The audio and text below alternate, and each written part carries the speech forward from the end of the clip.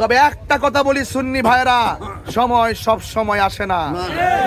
এবার যদি সিদ্ধান্ত নিতে ভুল করেন তাহলে মনে রাখবেন এই দেশের সার্বভৌমত্ব হুমকির মুখে পড়বে এবং দেশের মানুষ যারা ধর্মের নামে উগ্রতা ছড়ায় এদের উগ্রতার কাছে আমাদের শান্তিপ্রিয় সুফি জনতা, সুন্নি জনতা তারা অনেকটাই ধরাশয়ী হবে। এই জন্য সকল মানুষের অধিকার প্রতিষ্ঠা এবং এই দেশের মানুষের অধিকার প্রতিষ্ঠার জন্য, এই দেশের সার্বভৌমত্ব সুরক্ষার জন্য আমি আপনি আমরা মিলেমিশে এই দেশের হাল ধরতে হবে, এই দেশের মানুষের হাল ধরতে হবে। কথা মার্কাটা কি মনে আছে? কি মনে আছে? মোমবাতি নিজে জ্বলে আরেকজনকে, নিজে জ্বলতে জ্বলতে শেষ হয়ে আরেকজনকে আলোকিত করে। কথা বলেন ঠিক কিনা? আমি কথা দিয়ে যাচ্ছি, সেই মার্কা মোমবাতি মোমবাতি মোমবাতি আলোচনা মোমবাতি মোমবাতি মোমবাতি আলোচনা মোমবাতি সিনার গানে মোমবাতি সুপুরে মোমবাতি হবিগঞ্জের মোমবাতি আলোচনা মোমবাতি সুমতার মোমবাতি মোমবাতি। আমার ভাইরা, এই ভাইরা, এই দেশে অনেক সনাতন ধর্মী মানুষ আছে না নাই? এদের উপরে কি কোনো জুলুম করা যাবে না? এদেরকেও নিরাপত্তা দিতে হবে। মুসলমান যেমন নিরাপদ থাকবে, অন্য ধর্মের মানুষগুলো নিরাপদ থাকতে হবে। মানুষের নিরাপত্তার লক্ষ্যে মানবতার রাজনীতি করার জন্য আজ আমি আপনাদের মাঝে এসেছি। আপনারা সবাই পাশে থাকবেন, আমার জন্য দোয়া করবেন। 12 তারিখে সিলটা কোথায় দিবেন? বড় করে কোথায় দিবেন?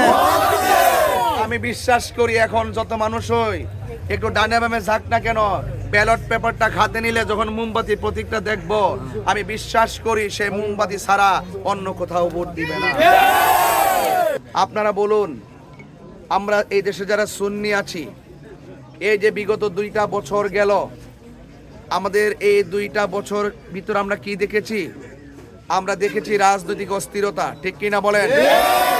আমরা দেখেছি কবর থেকে লাশ তুলে পুড়িয়ে দেওয়া, আমরা দেখেছি 90টি মাজার ভাঙচুর, আমরা দেখেছি দখলদারিত্বের তাণ্ডব লীলা, চাঁদাবাজদের লীলা খেলা, তন্ত্র মন্ত্রের মাধ্যমে বিভিন্ন ভাবে এই দেশের ওলি আল্লাহ প্রেমিকদেরকে মাইনাস ফরমালে রেখে সার্বভৌমত্বের বিরুদ্ধে এবং ধর্মের বিরুদ্ধে এবং ধর্মকে ব্যবহার করে এক শ্রেণীর মানুষ এই দেশের সত্যিকার শান্তিপ্রিয় ওলি আল্লাহর প্রেমিকদেরকে দূরে সরিয়ে দেওয়ার ষড়যন্ত্র করেছে।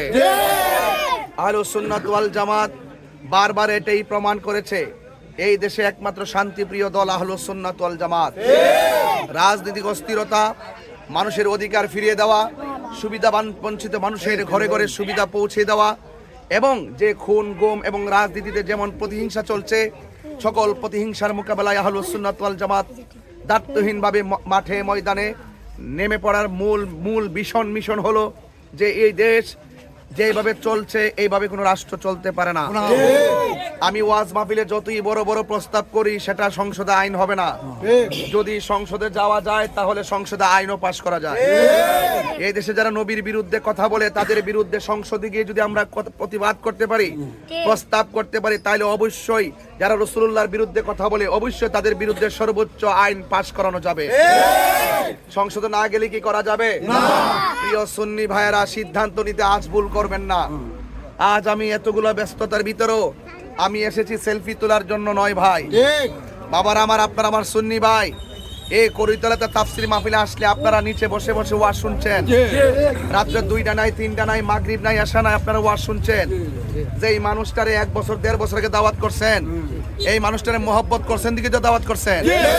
মাঠ সাজাইছেন, স্টেজ সাজাইছেন, চেয়ার সাজাইছেন, কত মায়া করছেন, কত সুন্দর আপ্যায়ন করছেন। আমিও আপনাদের সঙ্গে কি কোনোদিন বিয়াদবি করছি? কথার বড় খেলাপ করছি? তো আমি প্রতিদিন আপনাদেরকে নিয়ে ধর্ম নিয়ে ইসলামী মূল্যবোধের আলোকে আপনাকে নীতি শেখানোর জন্য এবং সমাজকে মাদক মুক্ত, সমাজকে বিভিন্ন ধরনের অন্যায় অত্যাচার অবিচার থেকে মুক্ত রেখে রাসূলুল্লাহর আদর্শ অনুপ্রাণিত করার জন্য আমি কাজ করেছি। কথা বলেন ঠিক কিনা? আমি আধ্যাত্মিক চর্চায় এতদিন কাজ করেছি, এখন আমি সমাজের উন্নয়নে আমি আপনাদের পাশে এসেছি যে অন্তত পক্ষে এই বর্তমান রাজনৈতিক অস্থিরতাকে স্থিতিশীল আনার জন্য অবশ্যই সংসদে আহলুস সুন্নাত ওয়াল জামাতের প্রতিনিধি দরকার। কথা বলেন ঠিক কিনা? যদি আমরা যেতে পারি ইনসাফ ভিত্তিক রাজনীতি করব, আমরা বুঝাইয়া দিব এই দেশে যারা আমাকে ভোট দিবে সেও আমার, যারা আমাকে ভোট দিবে না তারাও আমার। আমার পক্ষে যারা সমর্থনকারী, আল্লাহ যদি আমাকে কবুল করেন আপনাদের সমর্থনে, তারা যেমন দরজা খুলে ঘুমাবে, অন্তত যারা আমাকে ভোট দিবে না তারাও দরজা খুলে ঘুমাবে, আর আমি আপনাদের পাহারাদার হয়ে থাকবো। এই জন্য আমি মুখে বড় কথা বলবো না, তবে এতটুকু বলবো, আপনারা আমার পাশে থাকুন। আমি মানবিকভাবে আপনাদের তরে, আপনাদের ধারে ধারে আজকে কয়েকটা মাস ধরে ঘুরতেছি।